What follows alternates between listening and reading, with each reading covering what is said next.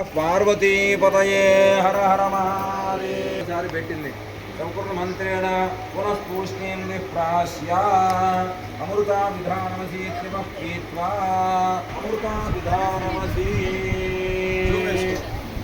దాన్ని అయ్యా ఇది అమృతం అని చెప్పి మరలా కూడా స్వీకరించింది.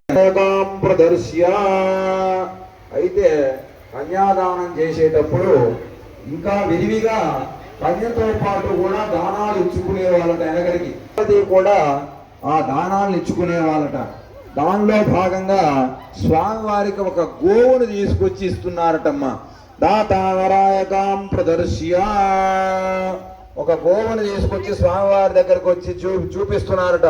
గౌహు అయ్యా ఇదిగో అయ్యా గోవుని ఇస్తున్నానని చెప్పాట.